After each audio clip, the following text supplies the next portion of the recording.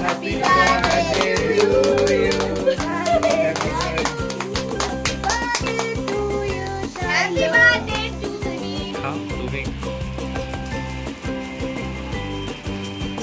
A few moments later. Guys, welcome to my channel Shilo's vlog. আমি শাইলো চলে এসেছি নতুন আরেকটা ব্লগ নিয়ে। তো আমার ব্লগ ফোনের গ্যালারিতে ভিডিওগুলো মানে ভিডিও করতে করতে ফোন ভরে যাচ্ছে, কিন্তু আপলোড আর হচ্ছে না। তো আজকে বারুনি চলে আসলো এতদিন পর, মানে আমার বার্থডে প্রায় 1 মাস হতে গেল, কিন্তু আমার বার্থডের ব্লগ বা এই ব্লগ ওই ব্লগ কোনো ব্লগই ছাড়া হচ্ছে না। তো ভাবলাম তোমাদের সঙ্গে বার্থডে ব্লগটাই শেয়ার করা যাক। তো চলো বার্থডে ব্লগটা তোমরা দেখে নাও যে আমার বার্থডে দিন কি কি হয়েছিল। তো চলো দেখতে থাকো।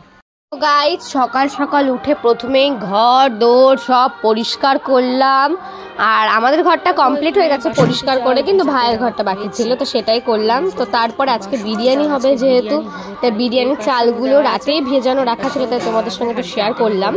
তো এরপরে চলে গেলাম মাংসর দোকানে, সেখানে বেশি ভিডিও করা হয়নি। মাংস মিষ্টি না কমপ্লিট, মিষ্টির দোকানে গিয়ে আর ভিডিও করিনি কারণ একটা ভিড় ছিল।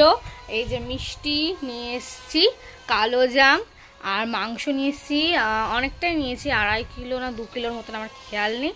আর বিরিয়ানির পিস যখন হবে তার মানে বড় বড় তো নেওয়া হয়েছে। তো এবার রান্নার জন্য টুকটাক ব্যবস্থা করা হবে, আর আমি স্নান টান করবো, ফ্রেশ ট্রেশ হবো, পুজো টুজো দেবো।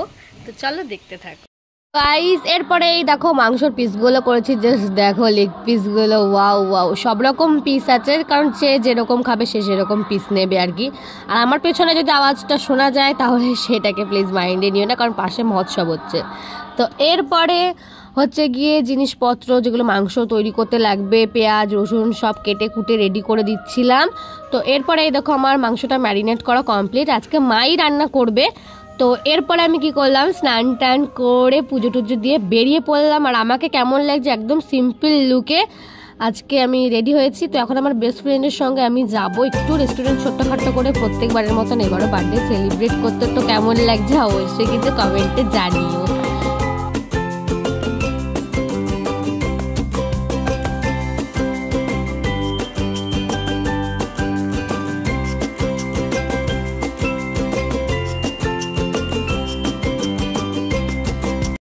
খাওয়া দাওয়ার পর্বে আসা যাক। আমারটাই ছিল চিকেন ললিপপ, যেটা আমার মোস্ট ফেভারিট। তারপরে ছিল লাল লাল ঝাল ঝাল মটন কষা, তার সাথে ছিল বাসন্তী পোলাও, মানে আমার কম্বোটা যে এত দারুণ লাগে কি বলবো। আর তার সাথে ছিল কোক, সেটা দেখাতে পারলাম না, যাই হোক। তো গাইস, এরপরে বাড়ি চলে এসেছি, বাড়ি এসে দেখি মা রান্না বান্না প্রায় চলছে শেষের দিকে। তো গাইস, এরপর আসার সময় একটা কেক নিয়ে এসেছিলাম আমার নিজের জন্য। তো এই দেখো কেকটা কেমন লাগছে অবশ্যই কিন্তু কমেন্টে জানিও। এখন হচ্ছে বেলুন ফুলানো হয়ে গেছে। এখন আমাদের ভাঙাচোরা ঘরকে একটু ডেকোরেশন করতে হবে, গরিব মানুষের গরিব ডেকোরেশন। তোমরা দেখতে থাকো প্রত্যেকবার যা হয়।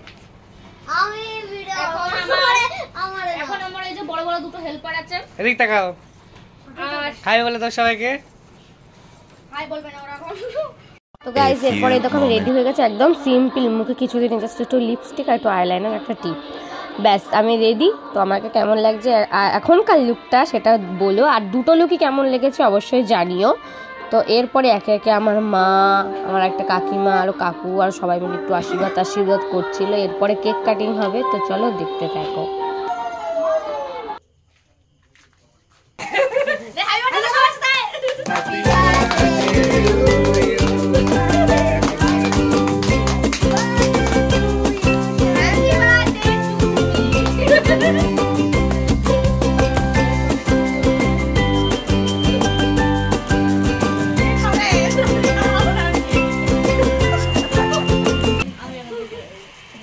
এরপরে আমার স্টুডেন্টদের সঙ্গে একটুখানি ফটোশ্যুট চলছিল, আরও স্টুডেন্ট যারা ছিল তাদের সঙ্গে তোলা হয়নি কারণ তারা অনেকটা পরে এসছে।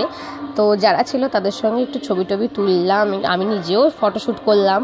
তো এরপরে এই যে সবাই খাওয়া দাওয়া করতে বসে গেছে। তো আমরা বেশি লেট করিনি, যারা যারা প্রথমে ছিল তো তারা আগে বসে পড়েছে বাইরে ভিতর দিয়ে, আর তারপরে যারা এসেছে তাদেরকে পরে খেতে দিয়েছি। তো তাদের আর ভিডিওটা তোলা হয়নি। এরপরে আজকের আমাদের মেনুতে ছিল রাত্রেবেলা বিরিয়ানি, তার সাথে যে চিকেন কষা আর কেক, স্যালাড, তারপরে চাটনি, পাঁপড়, মিষ্টি। কেমন লাগলো অবশ্যই কমেন্টে জানিও। আর কি কি গিফটস পেয়েছে সেগুলো শেয়ার করলাম না, কারণ এতগুলো গিফটস শেয়ার করতে গেলে একটা বড় ভিডিও করা লাগবে, এর জন্য আর করিনি।